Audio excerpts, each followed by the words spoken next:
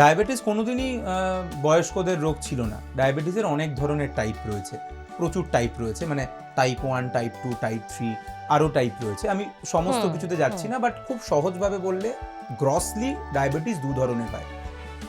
ডায়াবেটিসের ব্যাপারটা কি, ডায়াবেটিস হচ্ছে আমাদের রক্তে চিনির পরিমাণ বেড়ে গেছে। তো রক্তে চিনির পরিমাণ কেন বেড়ে গেল, তার কারণ হচ্ছে আমাদের শরীরের মধ্যে একটা হরমোন আছে যার নাম ইনসুলিন।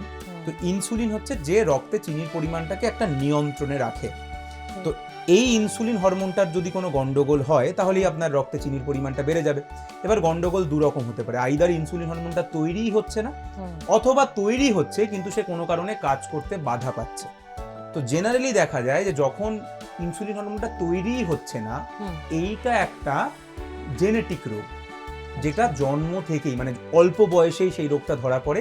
এবং এটা এক ধরনের ডায়াবেটিস, যেখানে অল্প বয়স থেকেই এই ডায়াবেটিসটা ধরা পড়ে, অল্প বয়স থেকেই রক্তে চিনির পরিমাণ অনেকটা বেড়ে যায়, কারণ ইনসুলিন তৈরি হচ্ছে না কোনো কারণে।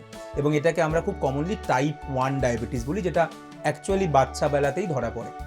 আর একটা যেটা আমরা কমনলি দেখতে পাই, সেটা হচ্ছে বয়সের সাথে সাথে যখন আস্তে আস্তে বিভিন্ন ফ্যাক্টরের জন্য, মানে ওজন বেড়ে যাওয়ার জন্য, মোটা হয়ে যাওয়ার জন্য, কিংবা পরিবেশের স্ট্রেসের জন্য হোক, আস্তে আস্তে ইনসুলিন কাজ করা বন্ধ করে দেয় বা ইনসুলিন কাজ করতে পারছে না, বাধা পাচ্ছে, সেইটাকে আমরা বলি ইনসুলিন রেজিস্ট্যান্স, যেটাকে আমরা বলি টাইপ 2 ডায়াবেটিস। এবং এই টাইপ 2 ডায়াবেটিসটা অ্যাকচুয়ালি একটু বেশি বয়সে ধরা পড়ে।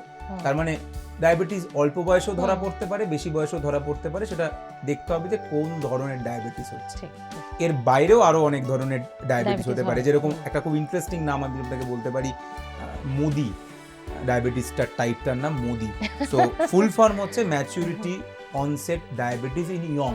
এটা আমাদের কারোরই জানা ছিল না। মোদির ফুল ফর্ম হচ্ছে maturity onset diabetes in young, মানে অল্প বয়সের ডায়াবেটিসের এটা একটা টাইপ, যার নাম হচ্ছে মোদি। আজ কিন্তু একটা নতুন জিনিস জানলাম আমরা।